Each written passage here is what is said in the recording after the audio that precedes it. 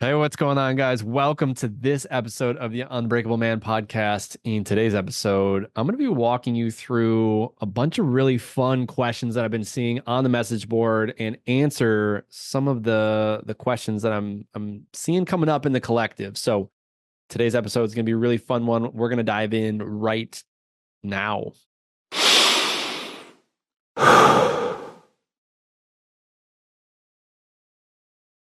Hey guys, welcome to today's episode. A couple of things before we get started. I really wanted to dive through sort of the nuance of my life, and then we're going to dive into the Q&A, but I really wanted to share just more on a personal side. We finally got back into our house. So if you've been following my personal journey, I've been sharing that on my Instagram stories and obviously a little bit here on the podcast. One of the things that we had to go through last year, it was really actually, now I think about it, it was almost like 18 months ago.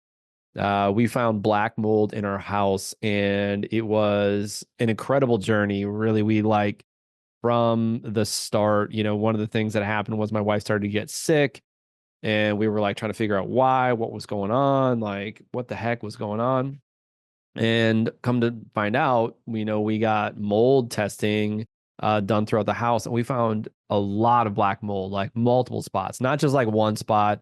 We found black mold, and we found there's five main types of toxic mold, and of those five, we had three of those types pretty prolifically. So like behind our shower wall, there was a roof leak, so it was behind our fireplace. We had an issue of water backup into our air conditioner. So it was underneath what's called the plenum of the air conditioner. So it was like collecting mold and then distributing all these mycotoxins across the entire, just like the entire house. So it was like a whole thing, man. It was an incredible journey, as I like to say. So we're finally back in. We renovated our house completely.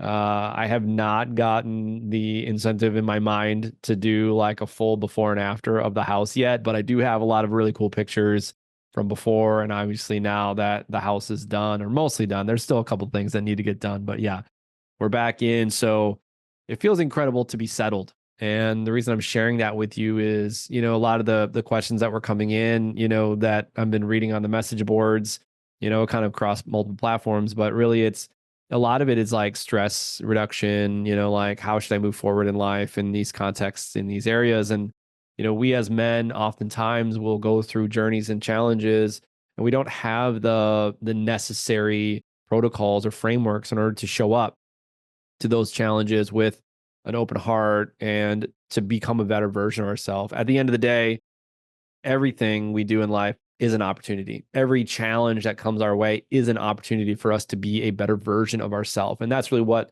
we're going to be diving through today, especially with the Q&A, as I've been reading through a lot of these challenges that guys are experiencing. So, let's dive into the questions. I just wanted to share that on a more personal side. That's really, part of the entire context. I mean, I'll go through one more quick thing that just kind of popped in my mind, which is, as I was going through this process, I just stayed focused on my fundamentals, which is taking care of my body, brain, and being. And as I've been doing that, that has absolutely carried me through. That's like my vessel. That's my boat to carry me through the process of any challenge, no matter where I was, whatever rental house I was in, whatever Airbnb I was in, there I was. I was always able to do my work, to take care of my body, brain, and being, and really find my center point every single day. And the more I did that, the better my life got, because I was really able to be in my own self. I was able to still do a lot of deep inner work, and it's been a beautiful process for the entire thing. So now that I'm back in the house, settled, feeling incredible again, it's like, oh yeah, like I had these fundamentals down. No matter where I was, there I was. So that's the cool thing about this. All right, so let's dive into some of the questions.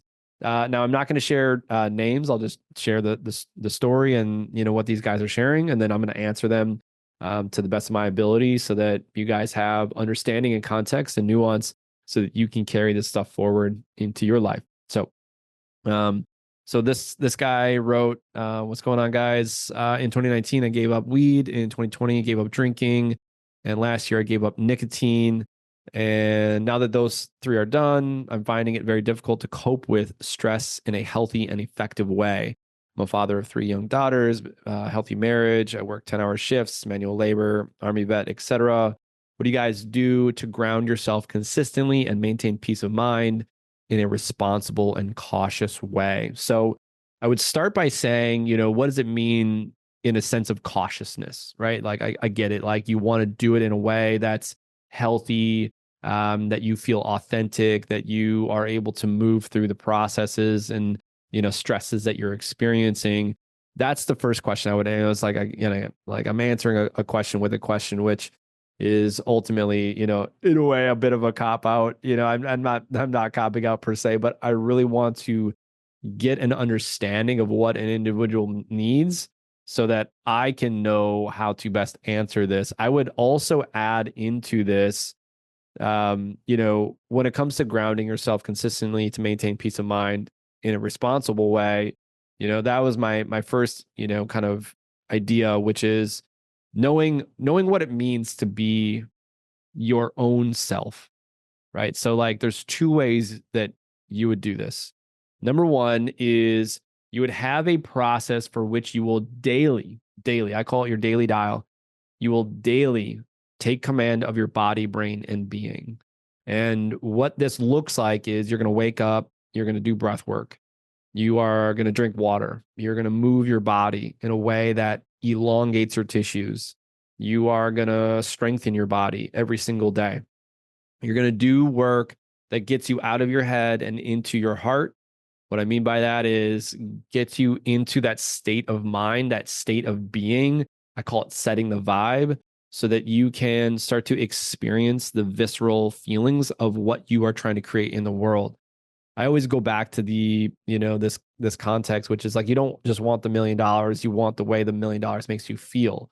Well, can you feel abundant without the $1 million? And a lot of people, I can't feel abundant. Well, of course you can. Like we live in an abundant world. Like just the fact that there's like an abundance of videos on this platform, or audios on the platform that you're listening to, like there's so much abundance in this world. So you can create that sense of abundance you want for your life. What I personally do every single day is I have a series of rituals, non-negotiables that I do. In fact, I did them this morning where I do just what I described, which is I take command of my body, brain, and being every single day. I woke up at 6 this morning. Actually, it was a little bit before that. It was like 5:45. I got up. First thing I do, I roll up the yoga mat. I take a little cross ball. I start working my tissues. I start moving my body, working those tight muscles, those trigger points, things that, are just feeling really, really tight, sore, whatever it is. Then I'll get on the yoga mat itself. I'll actually do some yoga style poses.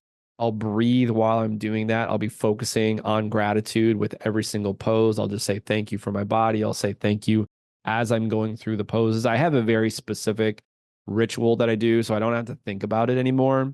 After that, I go through what I call my primal movement patterns. So I just get literally on the earth and I'm just moving my body just to stay connected. And then once I did that, I was feeling really good, put the yoga mat away. I go out into the garage just to kind of get away. I started to do some dynamic breathing.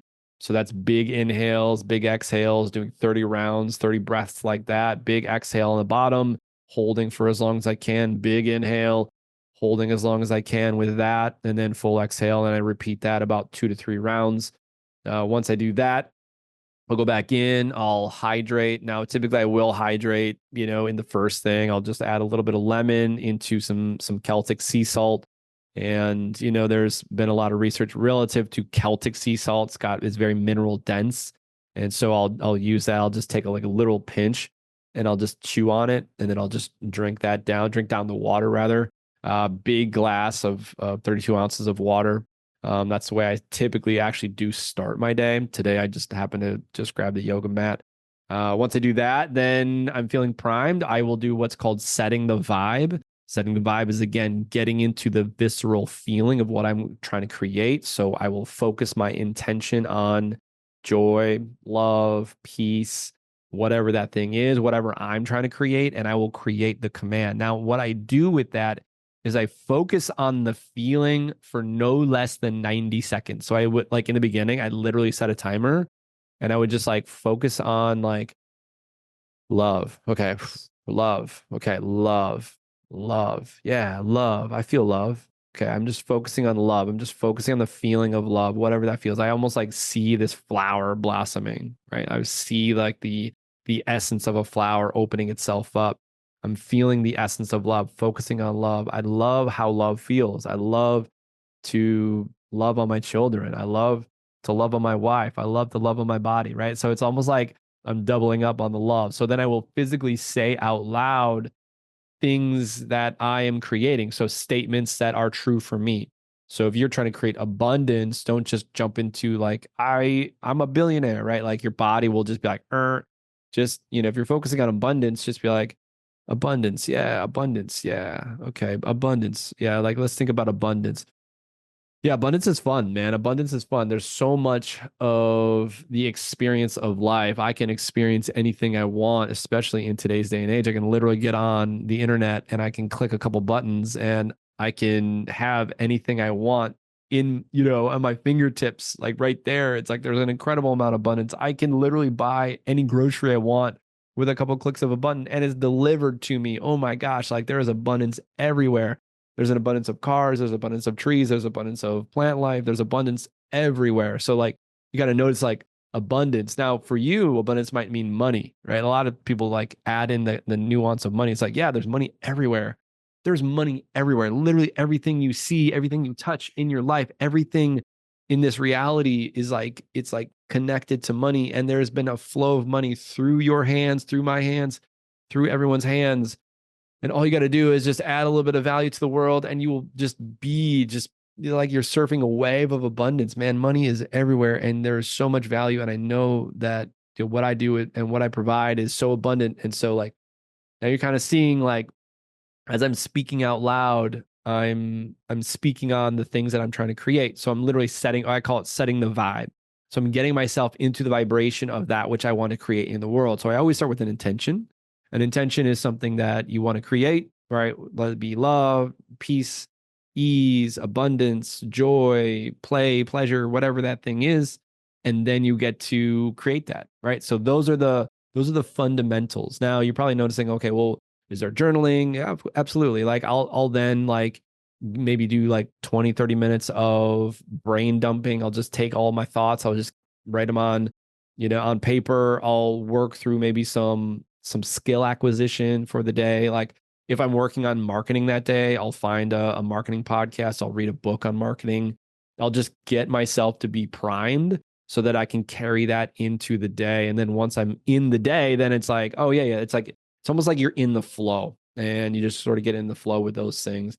Typically, I try to take as many of those general like thought patterns and like daily activities and try to almost put it in the back of my mind. What I mean by that, it's like, if I'm going to have a breakfast, I want to reduce my decision making so that when I show up to work, when I show up to life, that I'm much more focused on the decisions that have to be created so that I can get the best results.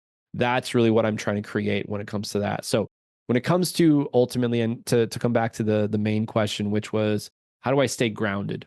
How do I stay like focused, without the amount of stress? It's number one, having a daily practice to remain grounded. And then number two, on the other side of that is going on process or going on, vision quests, going to retreats, going to trainings that break you through all of the mindset blocks that really bring forward a lot of that stress. So if you're noticing like things starting to build, have deep work practices. So things like somatic breath work.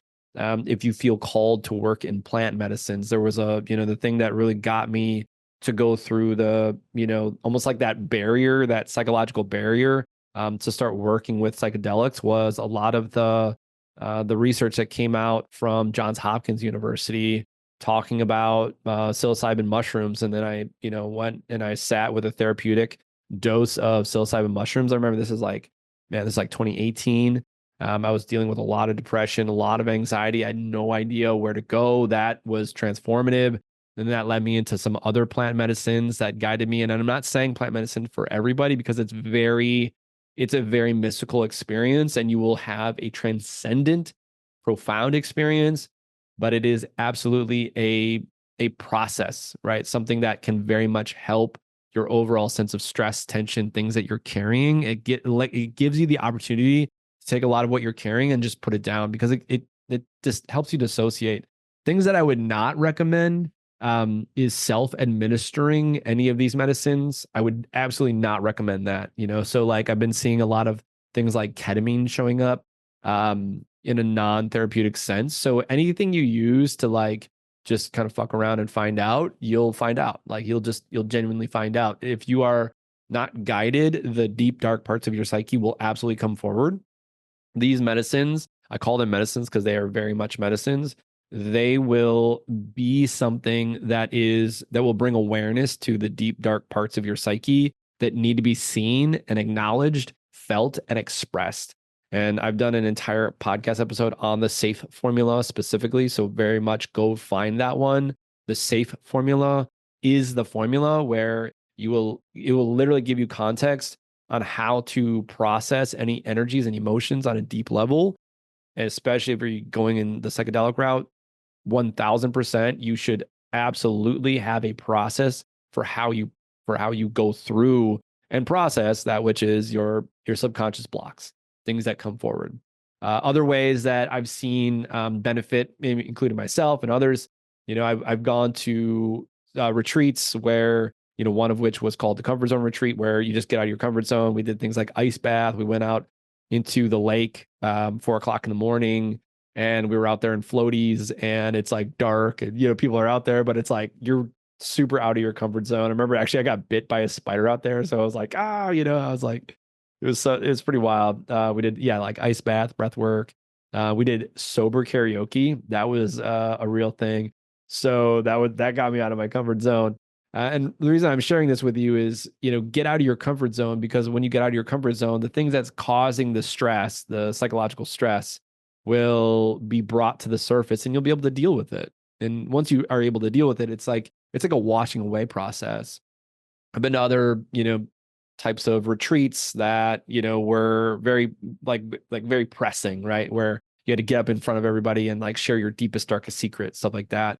That was incredible. It was very challenging in many ways, but I had already gone through a lot of the deep work. So like, I didn't really feel any shame I didn't feel like I had anything to hide. I already know who I was. I already went through that, deep inner work. So that was really special as well. So again, you're going to have two ways in order to ground yourself and, do some daily work, right? So take command of your thoughts, feelings, and actions, your body, brain, and being, right? So like breath work, meditation, all of these things are going to be absolutely vital. I think I added in meditation. I'm not sure if I did, but like 100% added in, check it off the box every single day. I have a daily activity where I stop and I meditate every single day. That is vital, like without a shadow of a doubt. So most of the time it's in my morning routine, but some of the times it's like mid-afternoon, it's just like a moment that I need. And the other process that I would recommend is a deep work process. So like go off into the woods with a couple of your buddies, and you are going to share your deepest, darkest secrets around a campfire, and just hold space for each other, and just see the humanity that you each have for one another and you have for yourself. Those are incredible processes that you'll be able to really get through, a lot of the work that you've, been going through. So that's absolutely the direction I would go. So when it comes to like, and answering your question, like when you ask the question, like, how do I do this in a responsible and cautious way? When you start to pull away the coping mechanisms, all of those experiences and emotions are going to start coming to the surface. And so that's honestly the easiest way that I would do that. So that's number one. So that's absolutely number one. So let's dive into another question, and then we'll get you guys back out there in life. Let me see where I got. Okay. Let's talk about this is relationships. So he goes, "What's going on, gentlemen? Is it worth traveling long distance to see a woman who clearly appreciates you and wants to meet you in person, but you have no idea if they like you in a relationship way or not? I'm trying to decide for myself. I have an opportunity to go meet a girl in person, just trying to decide if it's worth spending the money to travel thousands of miles to meet her. If not, if she doesn't in fact like me. So I'm thinking maybe I should just wait until I find more substantial evidence that she does in fact like me, or perhaps even ask her what she thinks about our friendship and if she wants to pursue something more with me. Or should I just go regardless to find out in person? Any thoughts? Okay, so this is what I would say, especially when you are first, kind of going in the courting realm. A couple things I want to make sure of when if I were in your position, I'll put it this way, make sure that you know your intentions, right? Without a shadow of a doubt. If you don't have your intentions set, it doesn't really matter what the other individual's intentions are. So in this case, the girl that it sounds like you're friends, it sounds like you're in the friend zone, and I want to throw you in the friend zone here. But especially if you go in the direction of, well, I just want to kind of maybe go in this direction. I don't know. If you don't know what you want, she cannot respond to what you want because you're going to be in this gray area. So therefore, she will be in a gray area, and then it will be gray area, and then you will start to, you will invest time and energy in these things. If you, for instance, start to notice that you feel something for this woman, then yeah, absolutely. There's no doubt about it. I've back in the days of college, have I traveled to see a woman for the sake of sex? Absolutely. I think every man has. It's such a common theme. It's like you have a girl that lives a 6 hour drive, and you're like, all right, I'll be there on, she texts you and you're like, yeah, I'll be there. I'll be there. Okay, great. Perfect. Why I want you to identify what you want and your intentions is so that you can guide the process. Again, you're in command of your own experience in life. And regardless of what this woman feels or not, if you don't know what you want, she cannot respond to what she thinks she wants. Right. And I'm gonna say that in another way. If you don't know what you want, she can't respond to you.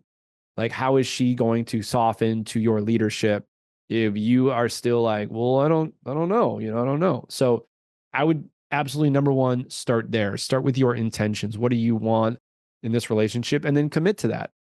So if you want to just genuinely be friends and that's it, then great. If you want to be lovers, if you want to be partners, if you want to be in a committed relationship, then know that, then speak that. If this is not the woman that you want to be with, if you look at it and you're like, this is an incredible human, but I'm just I'm not going to commit to this, or I'm not going to invest in this time because you have a lot else going on, then you got to honor that as well. So at the end of the day, your only job in a relationship is to honor yourself. And if you can't honor yourself, then how is that other person going to honor you? Because that's really what a relationship is. It's a giving and a receiving of honor and respect and trust and love and connection and all these things that we want. But again, you have to honor yourself first. You got to know your fuck yes in order to know what your fuck no is, and vice versa. You got to know what your absolute no's are in order to know what your absolute yeses are. And so when you know those things, then you can pursue that. So that's where I would start. I would genuinely start with what is your intention? Are you able to articulate that? Which is kind of number two. Are you able to articulate that and speak with conviction with relation to that, and be like, okay, well, this is what I'm looking for. If you're looking for more than a friend, then you need to speak that. If you are not looking for more than a friend, if you're looking for just a buddy to hook up with, then great, do that. Then just speak that. But know what your intention is, know what success is. And if you don't get what you actually want, then that's because you haven't clarified what success means. So that is honestly what I would say. Now, I'm not going to go into the nuance of polarity and dynamics of male-female relationships, because it sounds like from this context, it's more like a clarity thing rather than really asking okay, I'm in a relationship and my wife or my girlfriend is not responding in a way that I'm looking for. So I'm not going to speak to that. What it sounds like is that you're still kind of putting your toe in the water and you're like, I don't know if I want to date this girl.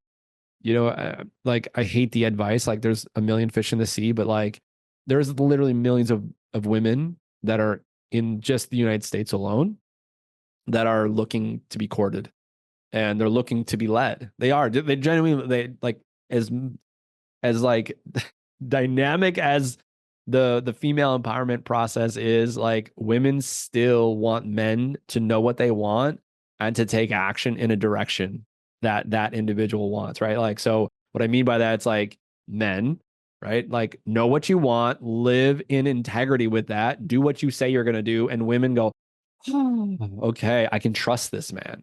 And if she can trust you, then that's like huge step forward, like a huge step. So if she can trust, like, if you can trust yourself because you know what you want and you move forward in that direction, then she can trust you. And if you can't trust yourself, then how is she going to trust you? So I would say that, man. I would say, like, those are the nuances that I would focus on. And when you do, like, your relationships, your life is going to change because you're going to be in command, you're going to have clarity, and you'll be able to move forward. So, all right, gentlemen. So this was Ben, today's Q&A. Man, it was really, really good. I mean, just to kind of reiterate, going back to kind of the main nuances, and kind of question number one of the things is like, how do we reduce stress? Obviously, be in command of your body, brain, and being every single day. Have moments, have opportunities where you can leave your current situation and go do a vision quest, go do, some deep therapeutic work. Maybe it's a retreat, maybe it's just go out there in the woods, man, with you and a couple buddies and just bang on bongos and just be weird, just be wild, just like go back to your primality because it helps you release a lot of that stress. Have some of those deep work processes like somatic breath work, etc., and also have the daily command. And in the relationship context, that question, man, that's honestly, yeah, just be in command of what you want, know what you want, create clarity around what you want first, and then you can pursue. So you will notice that if you have clarity in anything in life and you understand what the cost of not moving forward would be, right? If you know that, like, this is my woman, right? Like, this is my woman, and you know what the cost would be to not direct, move forward, then, like, any expense, any travel expense, any dollar amount, honestly, totally worth it. Like, you're going to notice that it'll be absolutely worth every single cent if you know that this is your wife or your future, the one.